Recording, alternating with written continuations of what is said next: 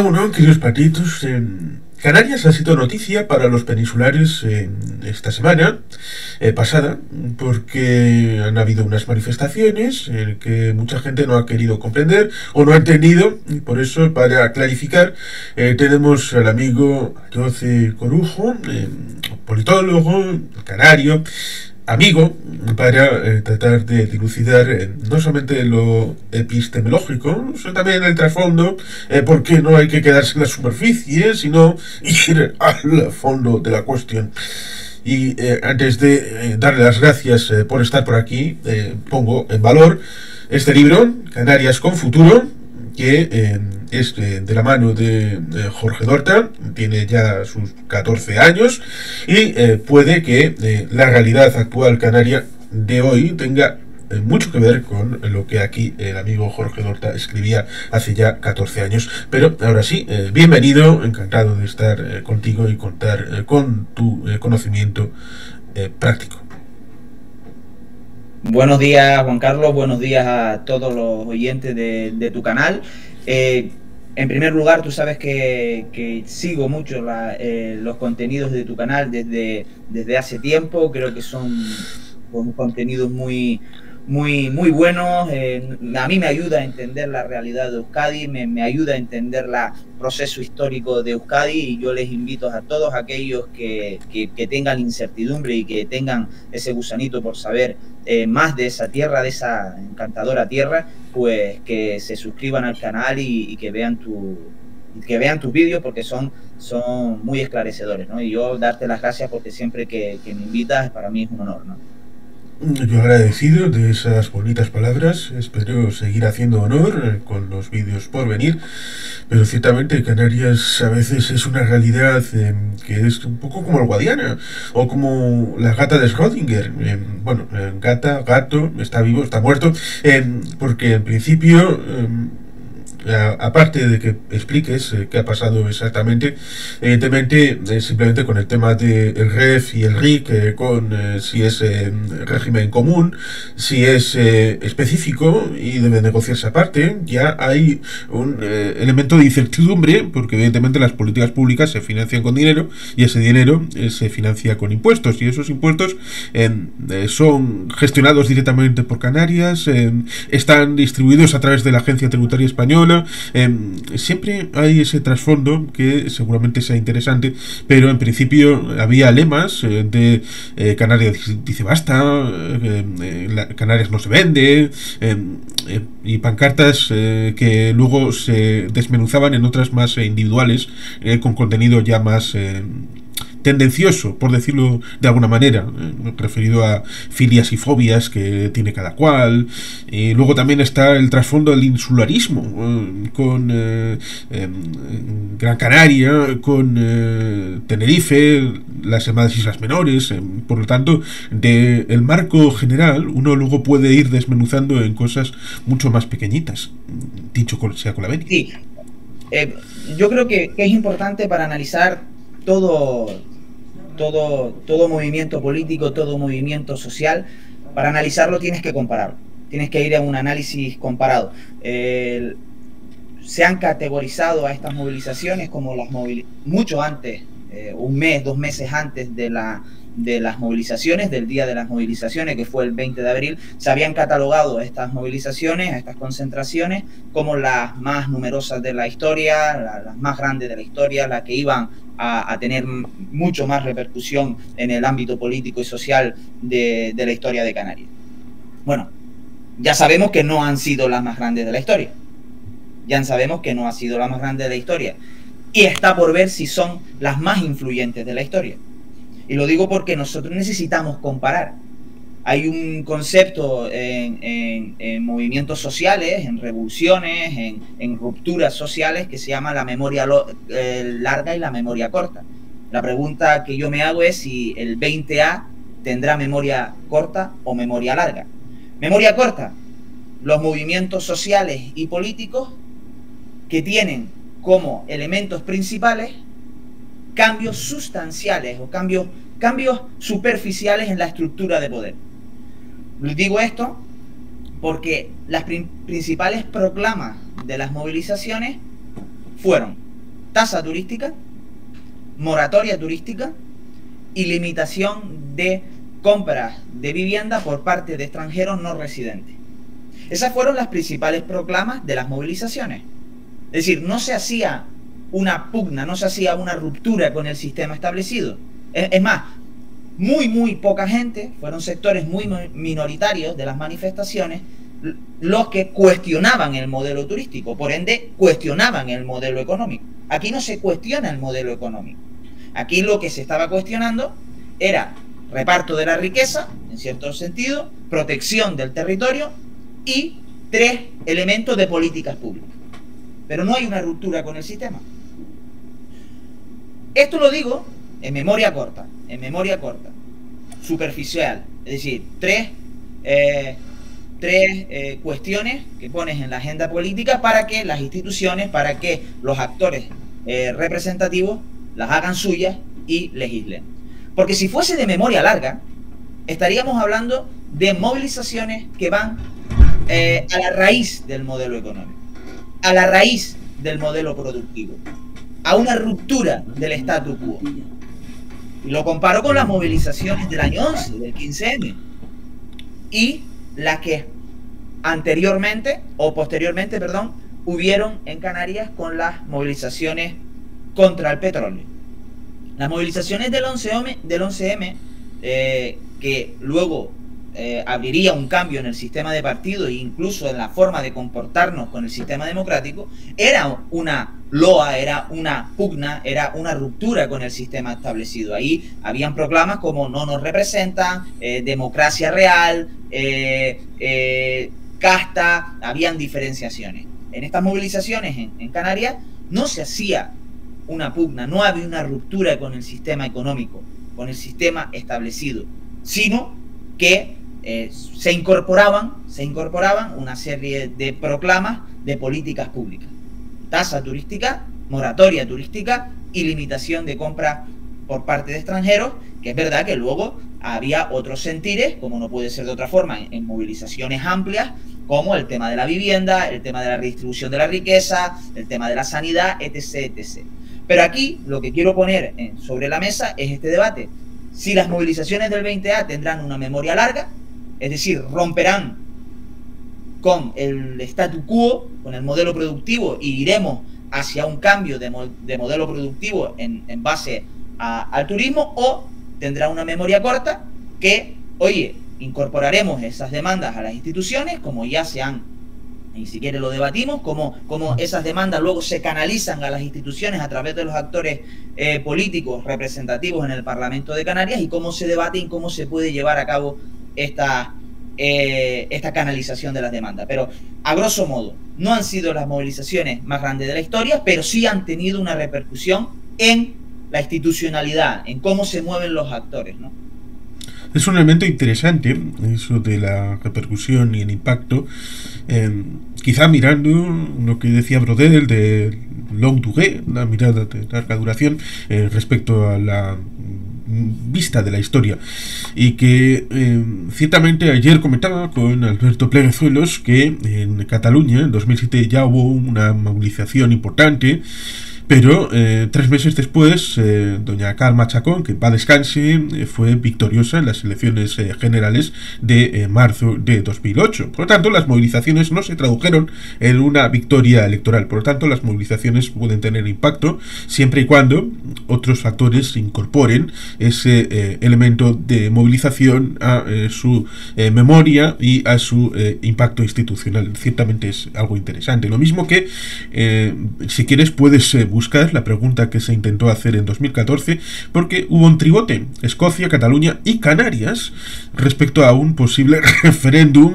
En caso de Canarias era virtual, porque el Tribunal Constitucional dijo que eso no se podía hacer, y Paulino Rivero, presidente entonces de Canarias, digamos que se plegó un poquito, haciendo un poquito lo que en Venecia se intentó, es decir, transmitir la idea de que aquí hay gente que está diciendo cosas, pero como no se puede meter una urna, se hace virtualmente, a través de una página web que igual estaba fuera de Canarias y por lo tanto ese conteo de votos virtuales pues simplemente era para demostrar cierto cabrio, que es, en aquel caso, en 2014 era referido al tema de los hidrocarburos, con las diferentes pantallas referidas a las aguas territoriales, el hecho de las aguas canarias, que incide también en el ámbito del Estatuto de Canarias y que también incide en otros ámbitos referidos a que se intentó transponer de ¿quiere usted seguir manteniendo, algo así más o menos era la pregunta, ¿quiere usted seguir manteniendo el sistema turístico tal y como está? ¿O prefiere eso del gas y el petróleo, que puede ser muy, muy contaminante, muy molesto y todo esto? Para que la gente dijera, sí, sí, queremos más turismo, lo cual nos retrotrae a esta situación 10 años después, en donde la gente parece que no le gusta determinados aspectos del modelo turístico, porque en los últimos años, con un modelo turístico a full, lleno de gente, incluso con hoteles a los que iba cierto ministro del gobierno de España que estaban fuera de ordenación, es decir, ilegales, e iba un ministro de España a asentar sus reales y sus sueños dentro de esos hoteles, pues evidentemente contrastaba con un 30% de paro.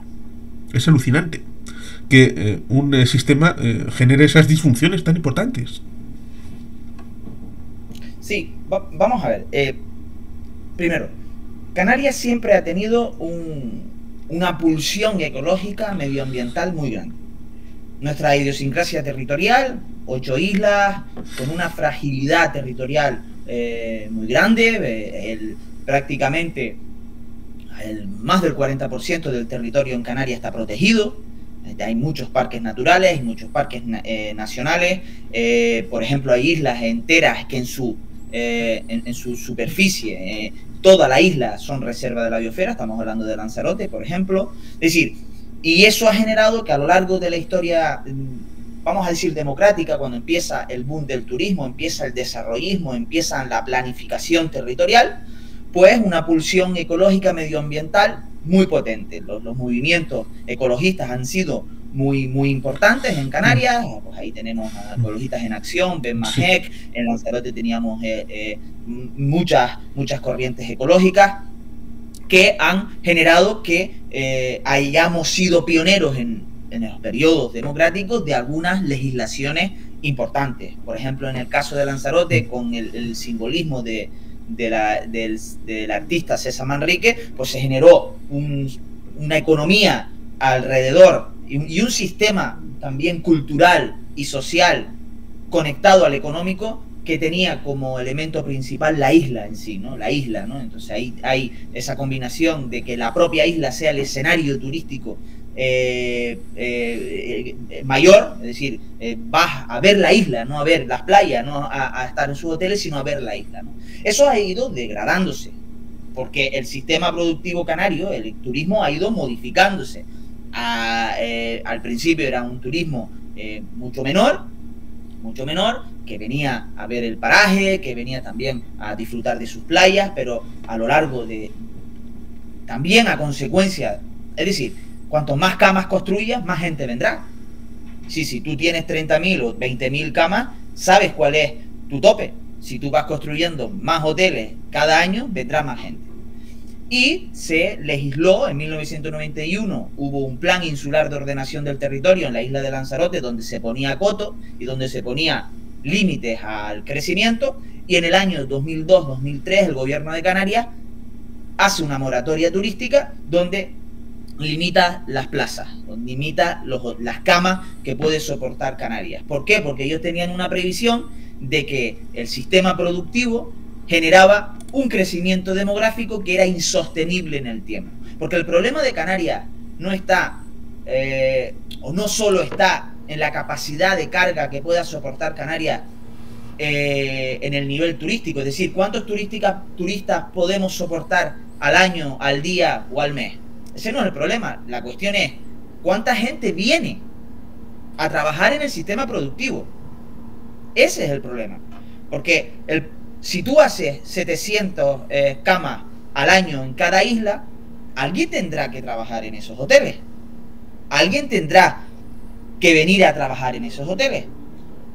Para que te hagas una idea, islas como Lanzarote y Fuerteventura están creciendo a un ritmo creciendo en número de residentes, no número de turistas, no población flotante, número de residentes.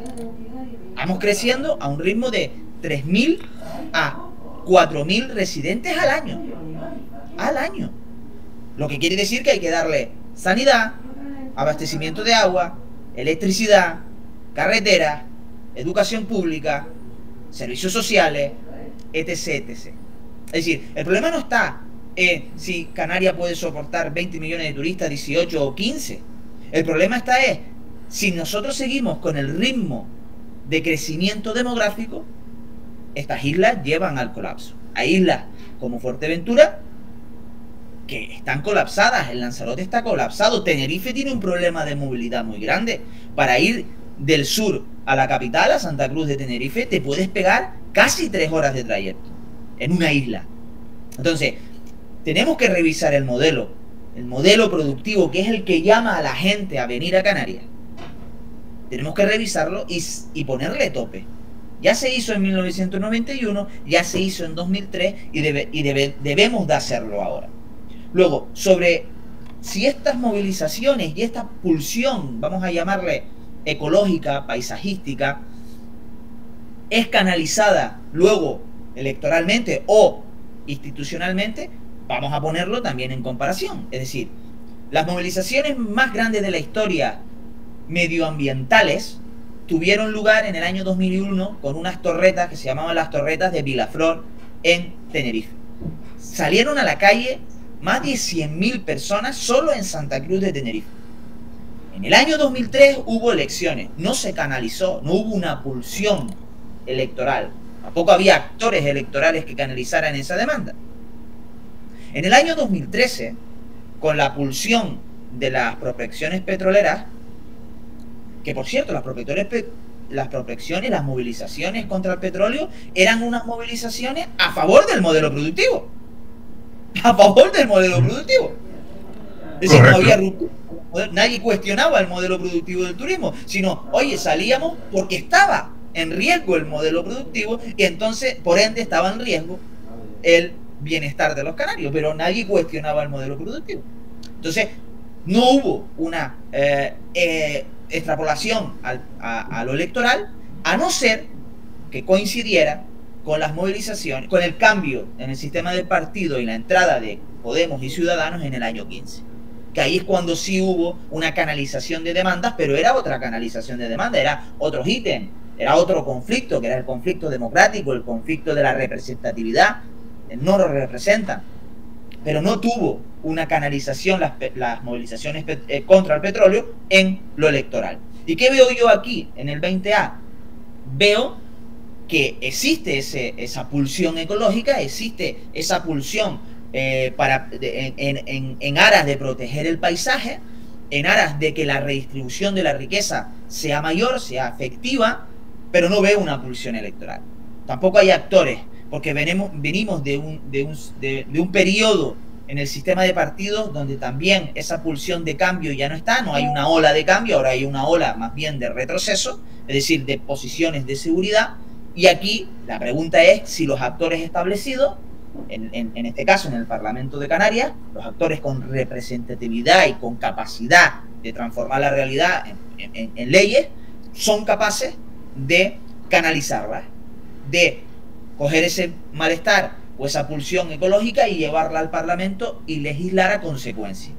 Ahora ha habido movimientos, cada uno en su rol, la oposición intentando canalizar las demandas y poniendo en contradicciones al gobierno de Canarias, y el gobierno de Canarias también hábilmente no cerrándose. Porque si hay un éxito de estas movilizaciones, ha sido la capacidad de mover al gobierno de Canarias, de Coalición Canaria y del Partido Popular, a postulados más aperturistas con esas demandas, incluso antes de realizarse las movilizaciones. No, ni siquiera el gobierno, el presidente de Canarias esperó a qué éxito, cuánta gente podría salir a la calle, sino que antes de esas movilizaciones ya se movió en una apertura a canalizar las demandas. Entonces, ese es el verdadero éxito que yo le veo al 20A. Es decir, ha abierto un debate más bien no nuevo, porque la ecotasa o la moratoria o los límites a la compra de vivienda por parte de extranjeros no residentes ya estaban en la agenda política de muchos partidos políticos. Lo que ha hecho estas movilizaciones es que aquellos que no lo tenían en la agenda, que es más bien el Coalición y el Partido Popular, lo tengan en la agenda y estén pues a disposición, tengan predisposición a debatirlo. Esos son yo creo que el mayor éxito que ha tenido el 20A, ¿no? Quizá simplemente es especulación.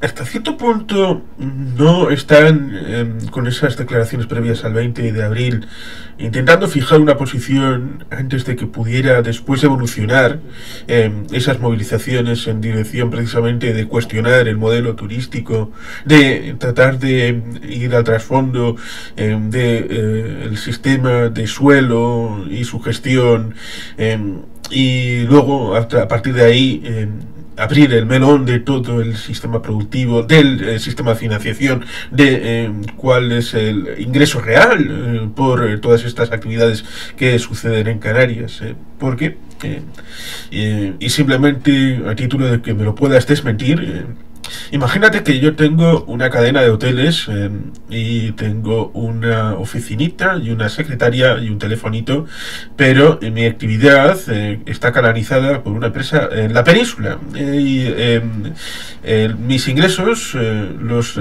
derivo a través del REF y el RIC, los derivo a la península, y por tanto, por mucha actividad que tenga mi empresa en Canarias, turística, hotelera, en realidad el dinero que se queda efectivamente a través de impuestos en Canarias sería mínimo. Desmiéntemelo. Vamos a ver.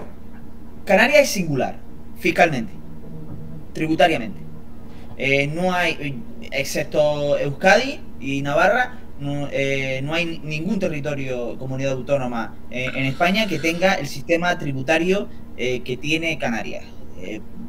Podemos cuestionar si redistribuye bien la riqueza o si se invierte bien el dinero que recaudamos, pero lo que está claro es que nosotros, yo creo que lo dije una vez cuando estuvimos la primera vez conversando en este foro, no hay elemento de construcción nacional. Bueno, sí los hay, pero bueno, es un elemento más de construcción nacional el poder recaudar tus propios impuestos. La autonomía fiscal, la autonomía financiera es súper importante y en Canarias la tenemos. No es suficiente el IGIP del turismo o el IGIP, la riqueza que podemos canalizar a través del turismo para luego invertirlo en políticas públicas son apenas 600 millones de euros. 600 millones de euros. Luego podemos discutir sobre el RIC y toda esa nomenclatura del statu quo, que también hay hartazgo. No creo que haya un hartazgo, yo creo que la gente no lo comprende. Yo creo que hay mucha incomprensión. Incomprensión, o también como la gente no entiende que esa nomenclatura, esa formalidad que nos hemos creado entre todos, le revierta en su vida personal, en su vida social, en su bienestar. Por la gente incluso duda de que eso sea eficaz, pero es eficaz en el sentido que tenemos un sistema tributario y de inversiones que no lo hay en ningún lugar de España y que podemos modificarlo y que hay que abrir el melón, porque sí me parece súper interesante lo que tú apuntabas, ¿no? Ponerse la tirita antes de la herida, ¿no? Es decir, ellos, el statu quo político, institucional, económico, porque los que se pusieron más nerviosos y cometieron errores discursivos al catalogar también a los manifestantes o a los que estaban pues intentando abrir un debate social y plural de turismofóbicos, de que iban en contra del turismo, que iban en contra del bienestar, que estos eran cuatro que estaban siempre en la radicalidad. Yo creo que se equivocaron. Y se equivocaron porque ellos también temieron que el statu quo, que el modelo establecido estuviera en duda.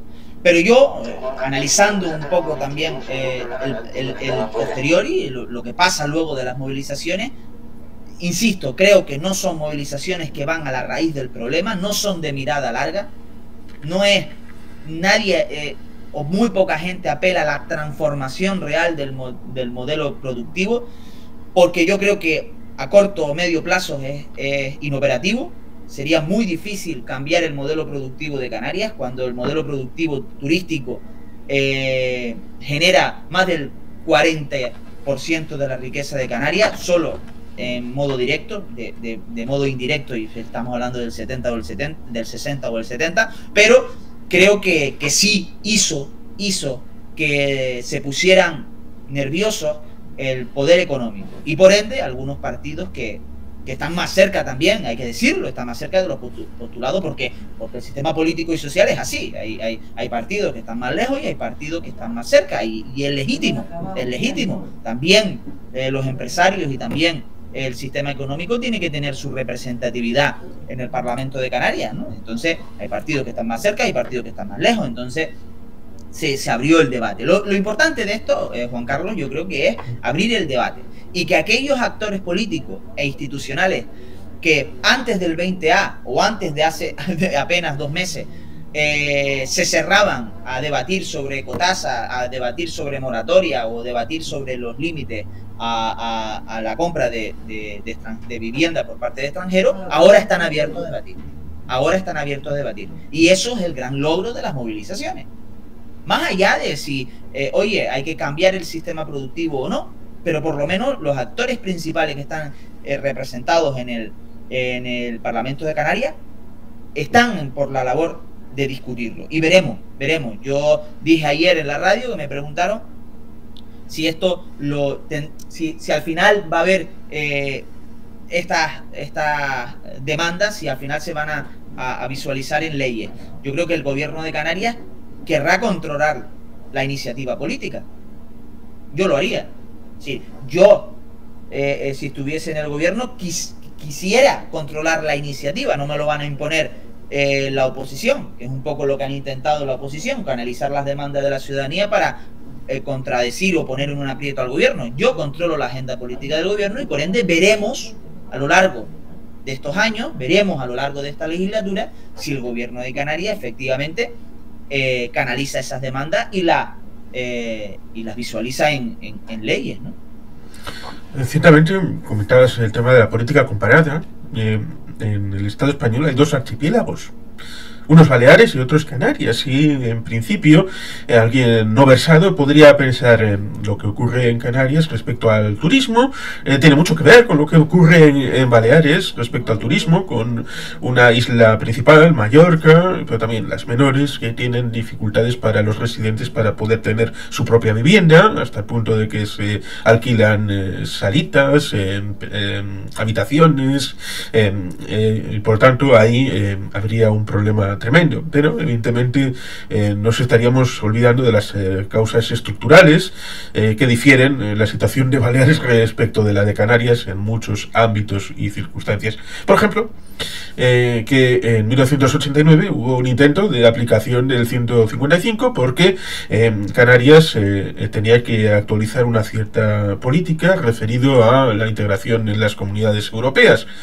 Y evidentemente eso en el presente significa que hay 2 modelos de integración de los territorios que están más o menos periféricos, es la palabra que se suele utilizar, y Canarias está en uno, pero parece hurtarse el debate de que podría estar en el otro modelo de relación dentro de la Unión Europea, y no voy a citar quién pueda ser el responsable / culpable, pero a veces no se explica que hay 2 posibilidades y no solamente una de membresía dentro del Estado español respecto a de la Unión Europea, y que pudiera tener cierto impacto también en las estructuras socioeconómicas respecto de las islas. Sí, la idiosincrasia de Baleares y la de Canarias son totalmente diferentes. La variable común es que somos islas, somos archipiélagos.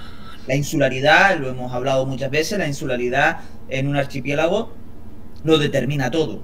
Es una variable que determina la economía, es una variable que determina la política, es una variable que determina la identidad y la relación, en este caso de los archipiélagos que son parte de un estado continental, pues también la relación, la insularidad también afecta a la relación con el estado central.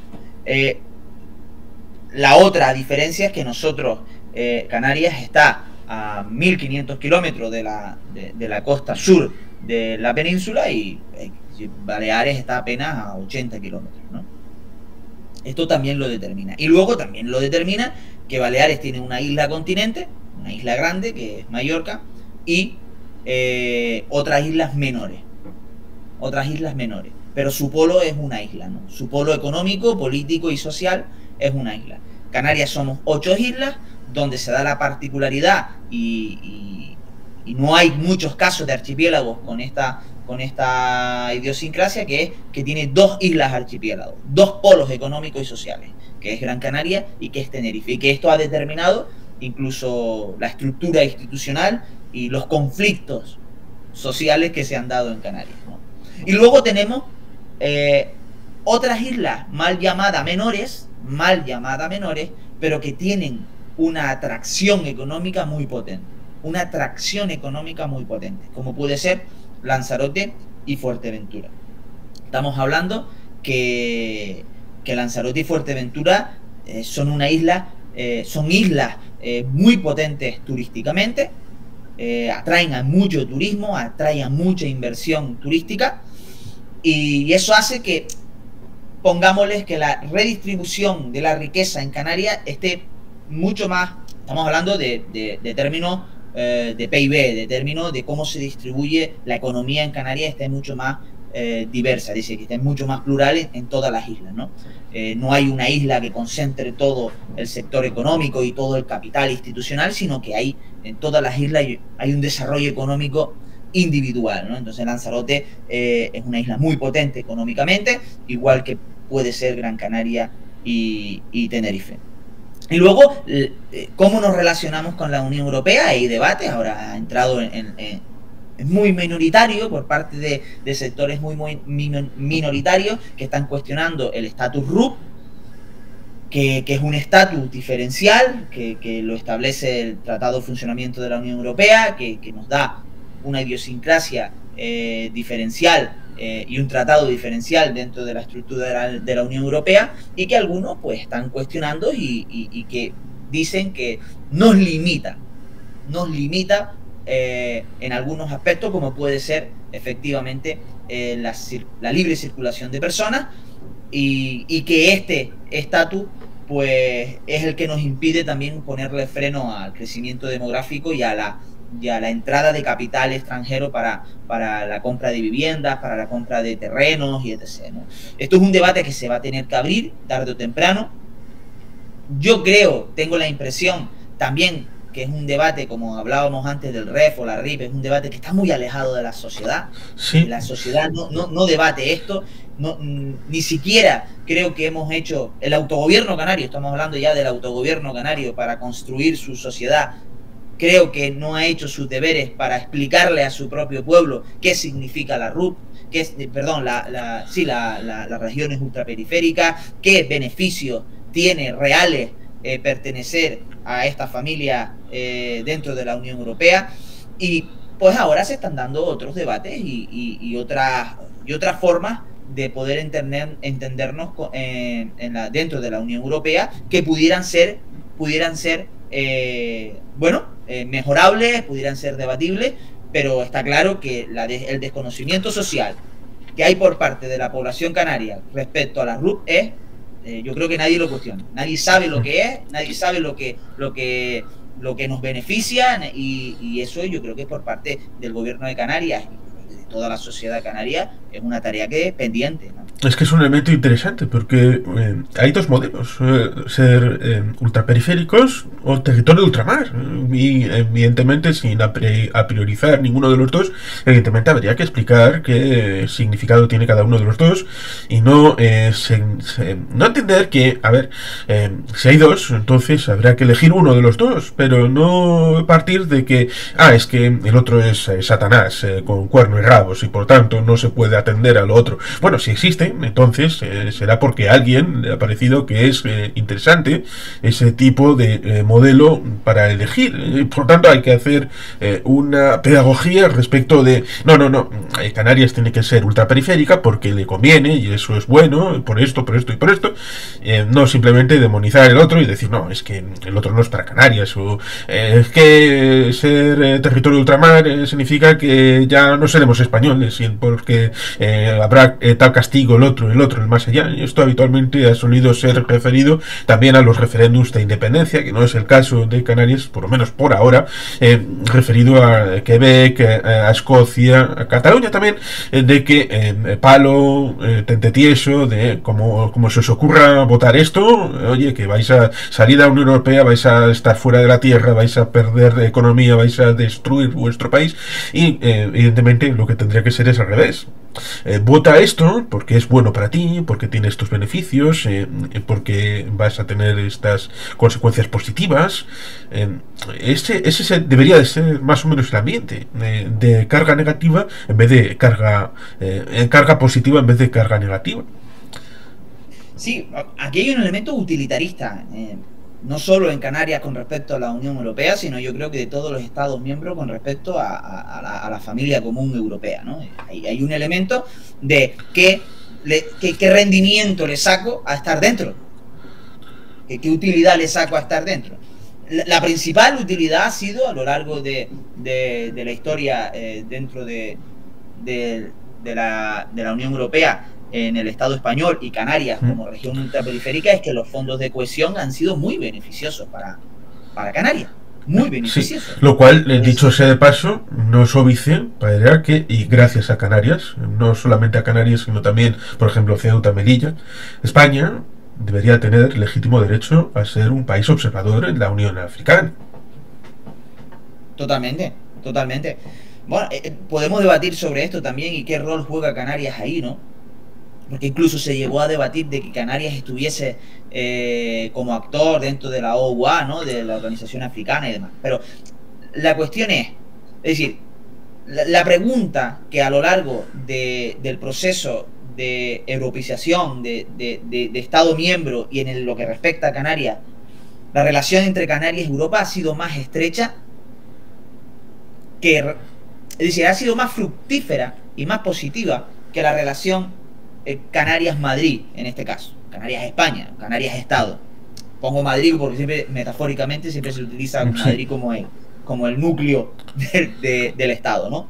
Entonces, siempre se ha dicho, hay una retórica por parte también de los partidos nacionalistas canarios y soberanistas a lo largo de este proceso democrático, que se ha dicho que en Bruselas, donde nos han entendido mejor ha sido en Bruselas, y por parte de Madrid solo hay rechazo. Esto es un poco también en la retórica nacionalista, porque el actor de conflicto está en Madrid y no tanto en Bruselas, ¿no? Lo útil dentro de la retórica nacionalista es el actor Madrid como el antagónico y Bruselas como el que nos apoya y nos entiende. Por eso en el Tratado de Funcionamiento nos incorporan como las RUP, nos dan un trato diferencial y no en la Constitución española, ¿no? Entonces es el debate que se tiene. Entonces sí. A lo largo de que ciertamente se podría caricaturizar dándole un poco la vuelta, que Bruselas sería como el abuelito que malcría y Madrid el padre severo. Sí, claro. Incluso cognitivamente y viene mucho por la idea colonial del turismo también, ¿no? Nosotros siempre Canarias siempre ha tenido una relación con el norte europeo muy estrecha, mucho antes y mucho más fructífera que con la española. Es decir, el comercio internacional británico en el siglo XVI, XVII, XVIII siempre pasó por Canarias, siempre pasó por Canarias. Es decir, la relación económica entre el norte de Europa y Canarias ha sido muy estrecha, muy estrecha. Por eso siempre se ha dicho que los primeros colonos con capital para invertir en Canarias siempre fueron los nórdicos de Europa. Y por eso hay muchos asentamientos en La Palma, en Lanzarote, en el sur de Gran Canaria, de alemanes, británicos. Es decir, la relación entre Canarias y el norte de Europa ha sido histórica. Ha sido histórica. Entonces, siempre hemos tenido esa relación de amistad, con fraternidad, con Bruselas, con Europa, y siempre hemos tenido sociológicamente y políticamente al español peninsular como el antagónico, como aquel que no nos comprende, como aquel que pone pega. Por cierto, también porque los funcionarios de la Administración General del Estado, antes del proceso de la construcción de las autonomías, eran principalmente peninsulares. Entonces, claro, siempre al funcionario ya no te gusta ir a día de hoy. Imagínate antes, ¿no? Un campesinado iba al funcionario, encima el funcionario era peninsular, le ponían trabas, le ponían pero. Entonces siempre ha habido como ese rechazo, ¿no? Eso luego, evidentemente, se ha ido quitando y se ha ido normalizando con la relación dentro del Estado y el autogobierno y demás. Pero, y que ciertamente ahí tienes en el siglo XIX la ley de puertos francos. Claro, efectivamente. Entonces, la relación con Gran Bretaña, con Alemania, con Países Bajos ha sido muy potente. Que es algo que vivimos aquí porque de un día para otro se les ocurrió la brillante idea de no, estas fronteras en forma de aduana que estaban en el Ebro las vamos a poner en la mar. Lo cual hasta ese momento, hasta el siglo XIX, los territorios vascos comerciaban libremente y los productos vascos tenían que competir directamente con aquellos que venían libremente a territorio vasco. Algo parecido también ocurría en Canarias, sin la zarpa del Estado y comerciando, como has dicho, sobre todo con británicos, pero no solo, con una libertad comercial, lo cual evidentemente con ese nacimiento del siglo XIX del nacionalismo español, jacobino, centralista, unitario, también alcanzó a las Islas Canarias con toda la derivada que luego vino en el siglo XX. Pero me gustaría seguir con el tema utilitarista, porque el tema utilitarista es importante. Es decir, la relación con la Unión Europea es fructífera en tanto tú consideres que ese actor te beneficia, ¿no? Yo me sorprendí mucho cuando fui a Madeira este verano, porque en Madeira hay unas infraestructuras viales tremendas. Es decir, claro, la orografía de Madeira es muy complicada y tiene unas infraestructuras, una ingeniería de túneles y viales tremenda, ¿no? Entonces me decían algunos lugareños ahí que los fondos de cohesión, los fondos europeos fueron muy importantes para tener esa red viaria y esa red de túneles que tiene que ser muy costosa, ¿no? En Canarias pasa lo mismo. Es decir, a lo largo del proceso de consolidación de la Unión Europea y de adhesión de España y de Canarias a la Unión Europea ha sido fructífera porque se le visualiza como aquella que ha puesto el dinero, que ha puesto las inversiones para las carreteras, para los puertos, para los aeropuertos, para los fondos de sociales. Es decir, a Europa se le ha considerado como un actor súper importante en la construcción del estado del bienestar de Canarias. Ahora, siempre pasa en todas las sociedades, cuando los niveles de riqueza llegan ya a tal punto y cuando la gente tiene, en verdad, con sus déficits, y hay mucha exclusión social en Canarias, estamos hablando de más del 30% de la población se dice que está en riesgo de exclusión, pero es verdad que la riqueza de ser una sociedad puramente agraria,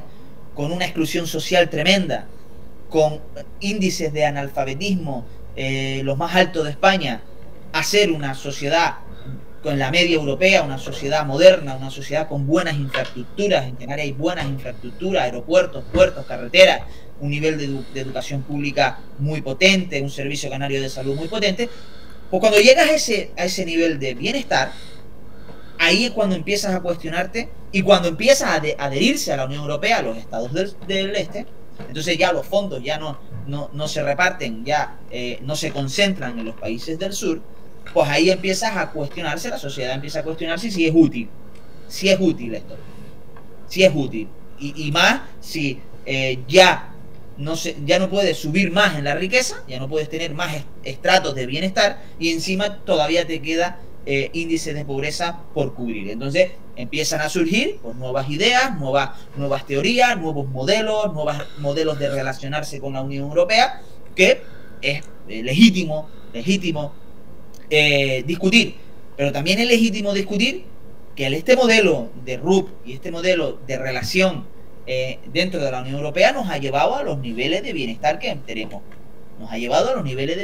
tenemos. Y siguiendo con la política comparada, yo me acuerdo que hice un trabajo en el máster de la Complutense en los últimos años, de intentar, a mí me interesaba comparar las identidades insulares dentro de las RUP, las identidades insulares y nacionales dentro de las RUP, y cómo se relacionaban esas identidades isleñas con el centro de poder.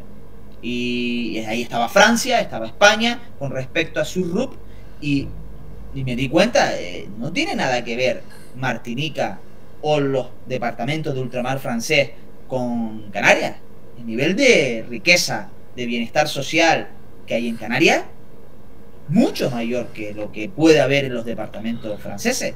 ¿Por qué? Porque la relación de los departamentos franceses con Francia es muy complicada. Ahí tienes a Martinica con una crisis hídrica, es verdad que aquí en Canarias también tenemos crisis hídrica, pero con una crisis hídrica que es tremenda, con elementos tóxicos dentro del agua de canalización,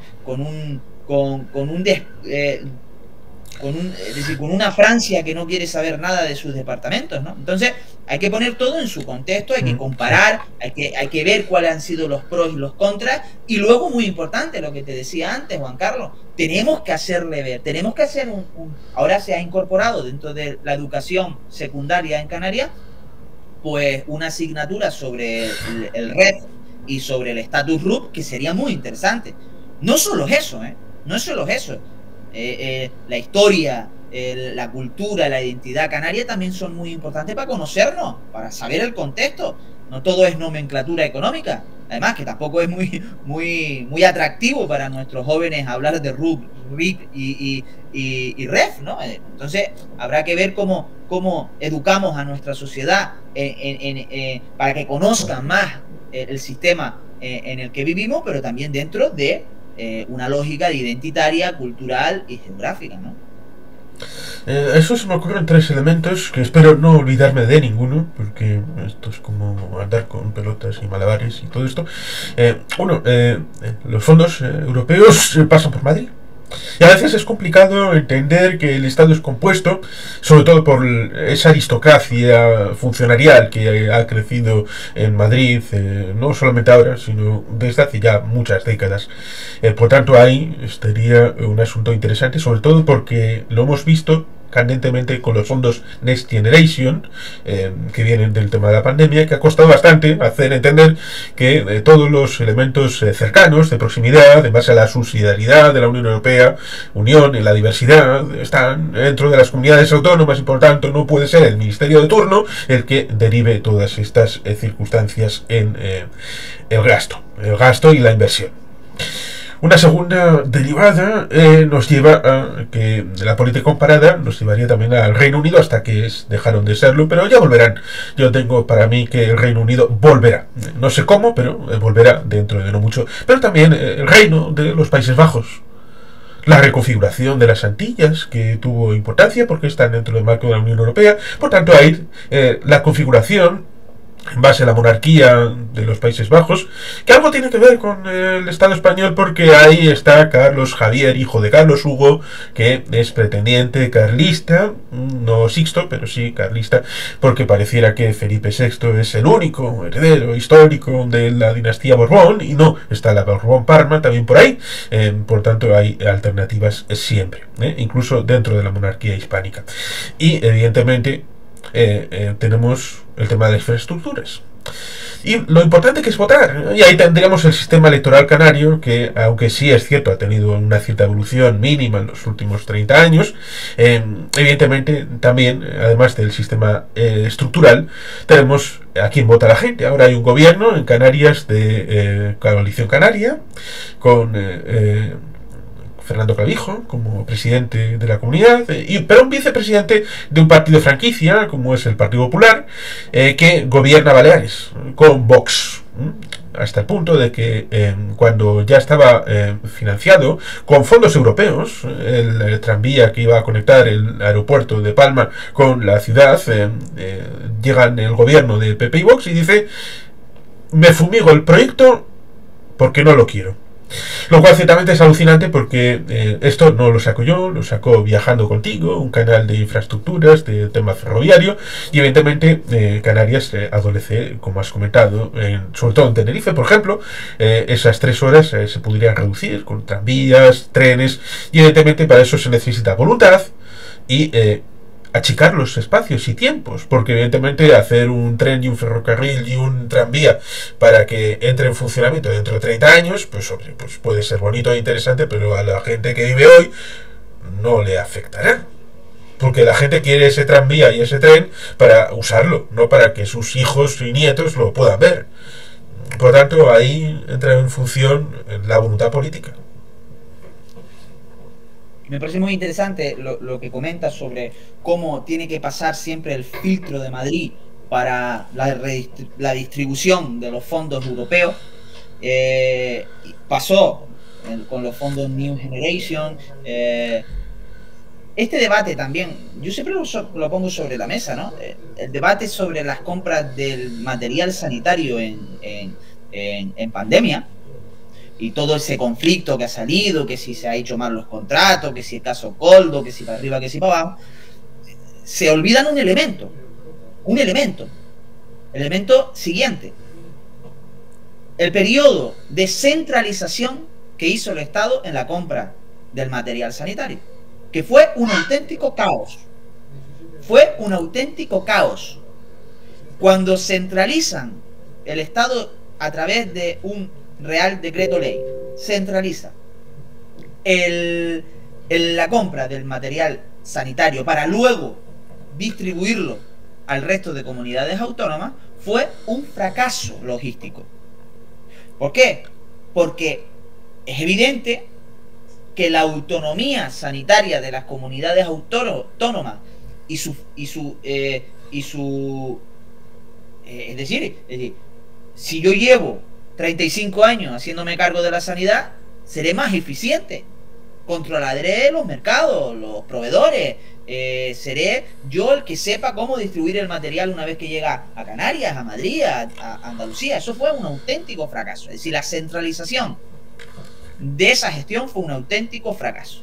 Lo que no quiere decir que es que aquellos postulados o lo que dicen los partidos centralistas en muchos casos, no, es que hay que centralizar la educación porque seríamos más eficientes, quitaríamos chiringuitos, porque bueno, por lo visto en Canarias no sabemos gestionar el dinero, no sabemos gestionar nuestra educación, no sabemos gestionar la sanidad. Pues ahí se evidenció que fue un auténtico fracaso y un error centralizar la compra de material sanitario por parte del Estado. Luego, claro, esto tiene mucho que ver con es decir, el Estado español todavía no se ha desarrollado federalmente. Es decir, el Estado autonómico es un Estado federal. Algunos politólogos dicen un cuasi federal. Está claro que es un Estado compuesto, eso está claro. Pero no nos hemos desarrollado como un Estado federal. Es decir, las autonomías no tienen 100% la capacidad de autogobernarse. No tienen 100% la capacidad de autogobernarse. Sí, sobre todo entonces, teniendo en cuenta un pequeño detalle, y es... sí, ¿tienes sí, disculpas por si acaso. Sobre todo teniendo en cuenta el hecho de que el régimen común, en teoría, tendría que haberse actualizado en 2014, porque estaba establecido para un quinquenio. La prueba de fuego para Canarias sería que en la siguiente negociación, que no se pudo hacer en 2009, no se pudo hacer, se hizo en 2009, pero no se hizo en 2014 ni en 2019, por voluntad política, porque en 2014 se dijo, no, la crisis y todo esto, ya pienso en 2019, y 2024 en teoría, antes de que finalice el año, tendría que estar firmado y en vigor el nuevo modelo de financiación de las comunidades autónomas. Si Canarias no está en la negociación, entonces sería una buena señal, porque significaría que Canarias efectivamente tiene un sistema aparte, cosa que ha salido varias veces en las noticias de que no, en la próxima negociación Canarias estará en su propia relación bilateral con Madrid, cosa que es lógica y tiene todo el sentido común, porque el propio Madrid, Aznar, no Zapatero, no Pedro Sánchez, Aznar metió en 1997 en el Tratado de Ámsterdam el sistema económico canario, cosa que no está el concierto ni el convenio metido en ninguna institución europea, ningún tratado, ni normativa, ni reglamento, cosa que evidentemente debería de dar ese paso, en donde ciertamente las comunidades de régimen común tienen esa dificultad, porque son capaces de gastar, pero no tienen federalismo de ingreso. Por tanto, hay ese desequilibrio que puede llevar a déficit, a deuda, pero luego te meten en el apostazo que las comunidades autónomas deben de pasar por Madrid para regular su déficit y su deuda. Por lo tanto, es un sistema bastante endemoniado. Sí, no, pero aquí también, fíjate que aquí hay que también, no soy economista, pero intuyo que las balanzas fiscales en Canarias, si las pusiéramos y las estudiáramos, serían... Sí, es ciertamente...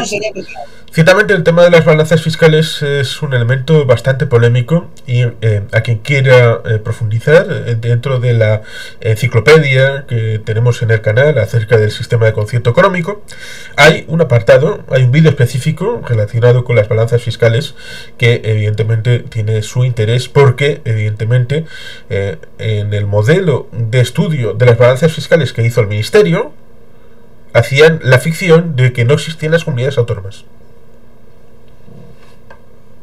Digo esto porque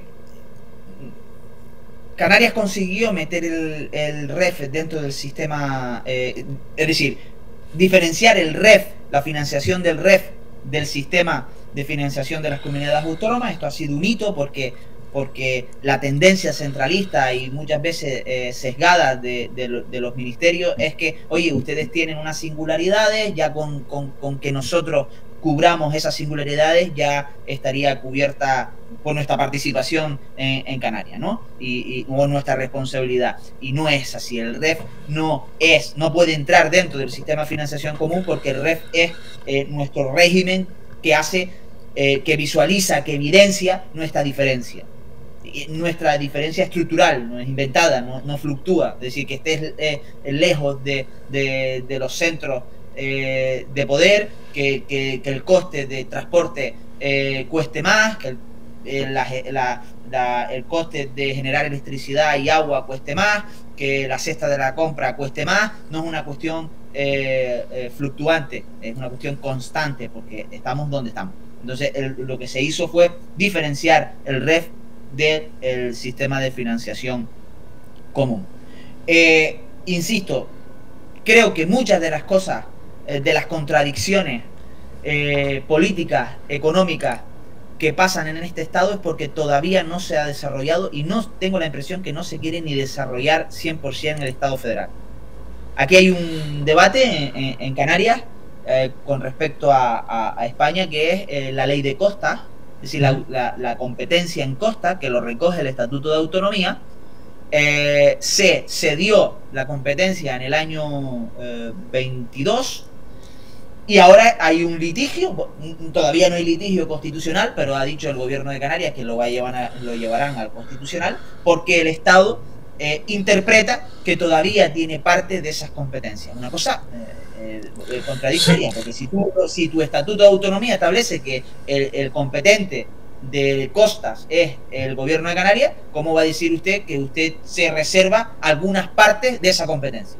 Eso ¿en qué estado federal queda eso? Sí, lo cual resulta interesante porque puede hilar tres partes, como es Canarias, Galicia y Euskadi. En el caso de Galicia han hecho una ley que ha sido recurrida por el gobierno de España a Constitucional, y el Constitucional ya ha fallado. Ha sacado una declaración respecto a esta situación. Recordemos, gobierno de Galicia, mayoría absoluta, Partido Popular que comparte gobierno dentro del ámbito de Canarias y que está fuera de la gobernabilidad en el caso del Estado español. También en Euskadi está fuera de la gobernabilidad. ¿Qué ha dicho el Tribunal Constitucional? Que Galicia tiene razón. Lo cual incide directamente en el caso vasco, porque el escrito que viene en el Estatuto gallego es literal al que viene en el caso vasco. Por lo tanto, si la competencia es de Galicia, la competencia es de Euskadi.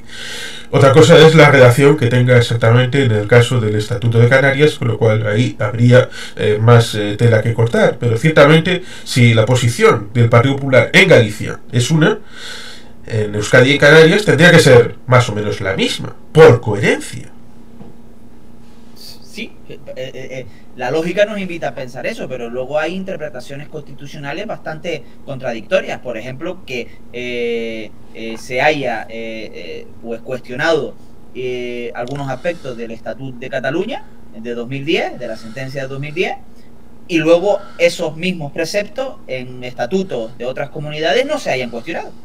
Sí, lo que vale constitucionalmente para uno no vale para el otro. Entonces, me gustó mucho el debate de Pradales, ¿no? El posible Lehendakari de Euskadi en estas elecciones, cuando cuestionaba el actor moderador que es el constitucional, ¿no? Y él hablaba de que había que tener otro filtro, ¿no? Otra modo de relacionarse Euskadi y España en esos litigios o en esas interpretaciones, porque el Tribunal Constitucional estaba comprado, ¿no? O estaba sesgado, ¿no? Pues todo lo que pasa. Lo que pasa es que a día de hoy hay interpretaciones del Constitucional con respecto a estatutos pues más beligerantes, y luego con otros estatutos de otras comunidades autónomas que no lo son. Sí, lo hemos visto en dos casos que puedo citar que son bastante recientes. Estatuto de Navarra. Policía Foral. Nace en 1928 para cuidar las carreteras, con lo cual desde origen sabes perfectamente cuál es la función principal de ese cuerpo policial. 1962. Franco, para quitar la culona por Queipo de Llano, dice que debe ser la Guardia Civil quien lleve la política de carreteras y la competencia de tráfico. Es decir, Franco ataca a Navarra. Estatuto Navarro, 1982. Se ve claramente que está la competencia de tráfico incorporada dentro del marco competencial de la Policía Foral, que empieza a redistribuir su amplio espectro, hasta el punto de que el reconocimiento de la competencia de tráfico viene en el año 2000 por parte de Aznar hacia UPN, que gobernaba en ese momento la Comunidad Foral de Navarra. Luego lo incorporó el PNV dentro del marco general de las negociaciones con el Estado. Y últimamente también Bildu quiso apuntarse el tanto. ¿Qué ha pasado? El Tribunal Constitucional dice que es inconstitucional el traspaso de la competencia porque no está en el Estatuto. A cualquier persona le invito a mirar el Estatuto Navarro, donde viene la competencia de tráfico y la competencia de la policía propia. Aún así, bueno, pues esta misma semana pasada ha habido una negociación en el Pamplona entre los dos gobiernos, el que fuera presidente de la Comunidad de Canarias, que ahora es el ministro de estos asuntos, Ángel Víctor Torres, haciendo votos para que tal vez para verano, tal vez para antes del final del año, se modifique el Estatuto de Navarra para ser más específico en el hecho de que la competencia es propia. Otro caso. El caso vasco. El PNV, el Grupo Vasco en el Congreso, negocia, y lo hace bastante bien, y negoció que los secretarios en el ámbito municipal tuvieran extracción local. Es decir, que fueran las autoridades vascas, las instituciones vascas, tal vez el IVAP, el Instituto Vasco de Administraciones Públicas, quienes ejerciten su necesidad de reposición, que daño hizo Cristóbal Montoro con la tasa de reposición en ámbito funcionarial. Incide eso también en la sanidad, incide en el MIR, pero también en el ámbito de los secretarios municipales y los interventores. Evidentemente, con esos limitantes es mejor que la administración autonómica sea la que rellene, porque sabe perfectamente cuáles son las deficiencias, las dificultades. 50 diputados del PP denunciaron al Constitucional ese acuerdo presupuestario. Es una suerte de que también vino a través de un reglamento, es decir, que ya había habido otra derivada normativa para su implementación. Pero es que el Constitucional ha dicho: nosotros no vamos a entrar en el fondo porque creemos que Euskadi tiene razón. Pero la forma, a través de un acuerdo, a través de la ley de presupuestos, no nos parece correcta. Por lo tanto, decimos que está mal. Eso nos remite, por ejemplo, a cuando con la ley de acompañamiento, cosa que es bastante olvidada, la ley de acompañamiento puede incluso cambiar la estructura de un gobierno. Alfonso Guerra lo hizo, cambió la estructura del gobierno de España a través de la ley de acompañamiento y no a través de otras derivadas más directas. Por tanto, según y quién esté y dónde esté, parece que se puede hacer una cosa u otra. Porque recordemos, hay actuaciones, por ejemplo, el tema de la ley de costas en Galicia. Si el PSOE fuera el responsable de esa situación, el PP habría tenido la actuación que ha tenido el partido contrario y viceversa. Por tanto, ahí el partidismo parece que se sobrepone respecto a las cuestiones de fondo, de justicia. Sí, no, y esto es un debate también. No es nuevo, ¿no? El tema del fraude de ley, estas prácticas que se hacen dentro de legisla sobre una cosa y luego incorporas elementos para modificar otro tipo de leyes eso se hace mucho en los presupuestos generales del Estado, ¿no?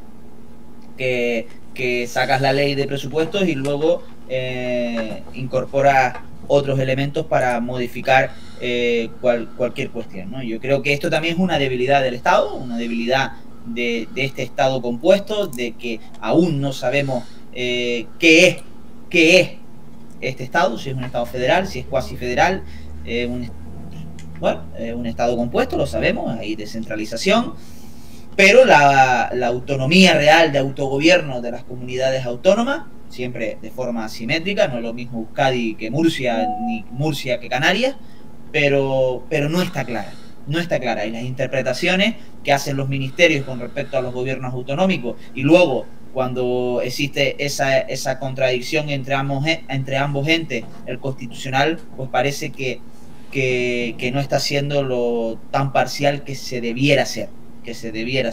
¿Por qué? Porque hay una pulsión centralista. Hay una pulsión centralista de los órganos del Estado que deviene pues del proceso histórico español, de la construcción del Estado español y los intentos de configuración territorial y identitaria, es muy importante, y identitaria del Estado, ¿no? Entonces, pues tenemos paradojas como esta, ¿no? Paradojas, insisto, como el Estatuto de Autonomía, donde le rechazan preceptos que a día de hoy están en estatutos de autonomía de otras comunidades. Y que ciertamente está el debate partidista también imbuido. He escuchado hace unos días al representante de Vox en Aragón achacar a miembros de la oposición, ya sea del Partido Socialista o de CHA, de Chunta Aragonesista, decirles que prácticamente eran los equivalentes de Egin, señalando a que les hicieran cosas. Por lo tanto, hay el debate partidista. Estamos hablando de Aragón, estamos hablando de asuntos ligados a financiación autonómica.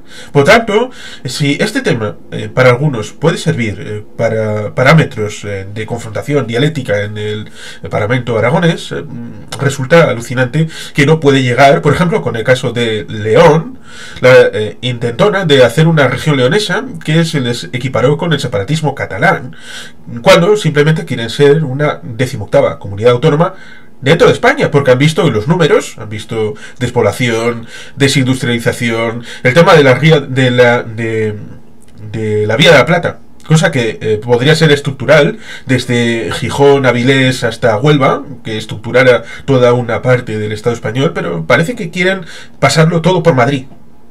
La red ferroviaria debe ser radial, con centro en Madrid y hay que pasar por Madrid para todo, ¿no? Por tanto, ciertamente, el hecho de que León pudiera tener una visión distinta, está ahí cerca de Portugal, no digamos Extremadura, que está bastante olvidada, por tanto, esta conceptualización del Estado es dañina para mucha gente, hasta el punto de que, como comento, la región leonesa, que debería de tener la posibilidad de ser una región dentro del parámetro del artículo 2 de la Constitución española, que habla de nacionalidades y regiones, se la sigue metiendo dentro de Castilla, en esa ficción de ser una comunidad birregional, León y Castilla, Castilla y León, y si mueven la patita, ahí entra el discurso de usted es un separatista, quiere romper el status quo.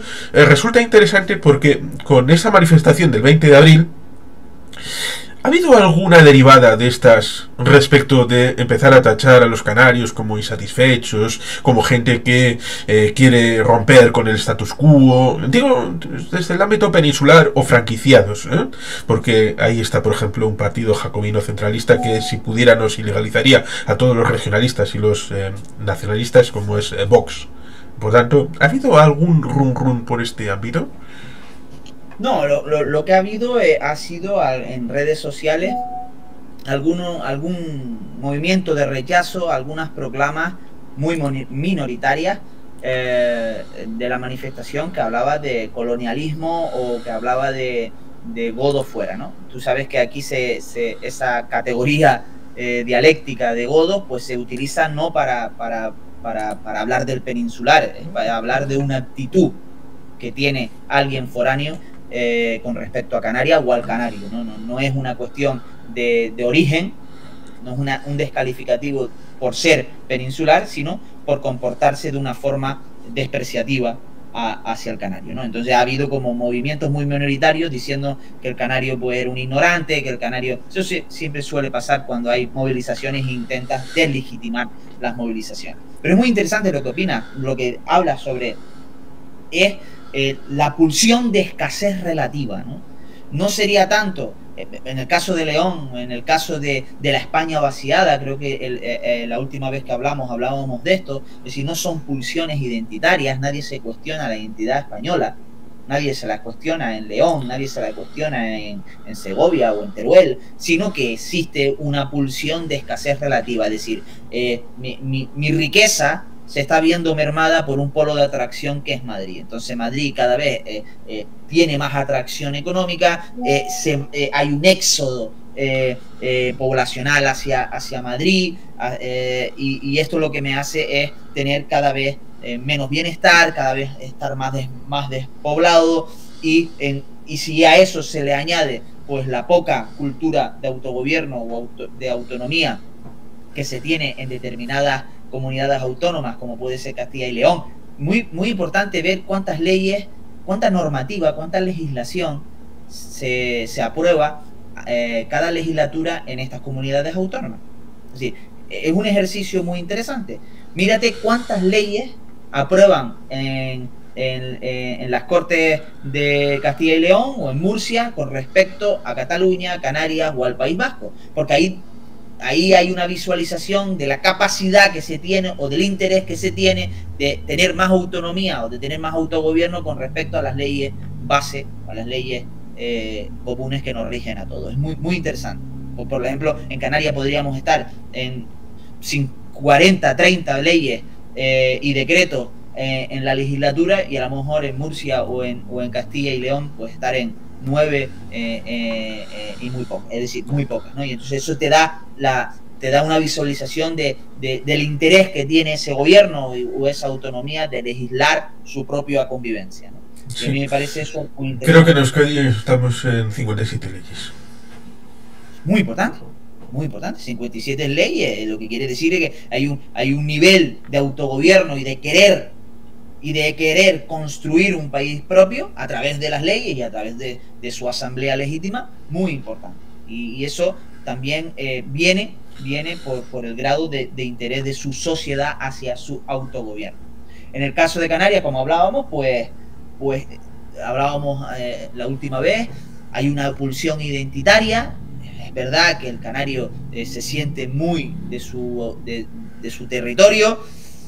casi el 50% se siente tan canario como español, hay un 30 y pico por ciento que se siente más canario que español, y luego un 7-8% que se siente exclusivamente canario. Luego eso no se traslada a la pulsión soberanista, ni se traslada a la pulsión incluso de querer más autogobierno. Creo que viene a colación de lo que hablábamos antes con la Unión Europea. Cuando los niveles de bienestar son tan altos y lo que hay que hacer ahora es mejorarle el rendimiento de tu autogobierno, no, aquí no se está hablando, ustedes en Euskadi a lo mejor sí debaten tener más autogobierno para mejorar el rendimiento, en el bienestar, es decir, para mejorar sus sistemas públicos. Aquí lo que se está hablando es que no hemos llegado ni siquiera a un rendimiento potente del autogobierno. Entonces la gente considera, incluso hay sectores, por eso es el factor Vox, el factor centralista del PP, de que para qué queremos más autogobierno si no sabemos gestionar lo que queremos. Y es muy peligroso este discurso, pero que está. Vox lo incorpora dentro de su discurso parlamentario, es decir, para qué queremos más competencias en educación, en sanidad, en costas, en transporte, si no sabemos gestionar lo que queremos.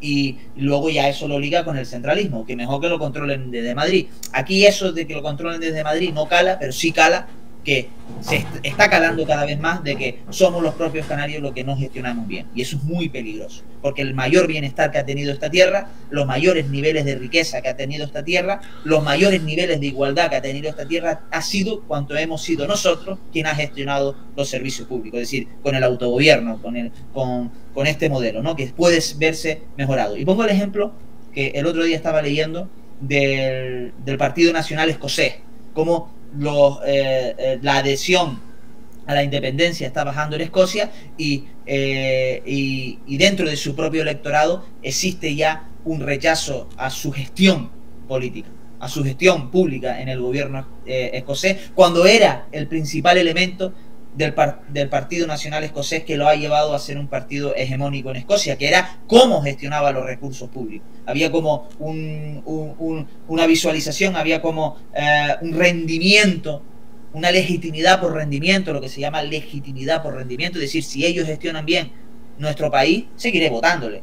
Y si hay mayor bienestar con la independencia, querré la independencia porque tendré mayor bienestar. Es un poco lo que le sucede al PNV. El PNV siempre ha sido el partido del bienestar, el partido que es el garante del estado del bienestar en Euskadi. Una vez, también es lógico que una vez que muchos años en el poder te desgasta, ¿no? Entonces lo que ha hecho el Partido Nacionalista Vasco es decirle a la ciudadanía que el máximo garante de su bienestar está en el PNV, ¿no? Una vez que baja ese rendimiento, pues existe esa diferencia o ese alejamiento de la sociedad con su partido, ¿no? Sí, sobre todo teniendo en cuenta que la subida de Bildu depende de lo que Podemos ha dejado de tener, y ahí tenemos el asunto de los 21 escaños, sumándole los 6 de Podemos, que han desaparecido completamente, tienes los 27 de Bildu. Por lo tanto, cuando dicen el 54% del Parlamento Vasco quiere independencia, ya, bueno, pero la mitad de los votantes de Bildu son españoles, confederales, pero españoles, ¿no? Por tanto, ahí habría que hilar bastante más fino.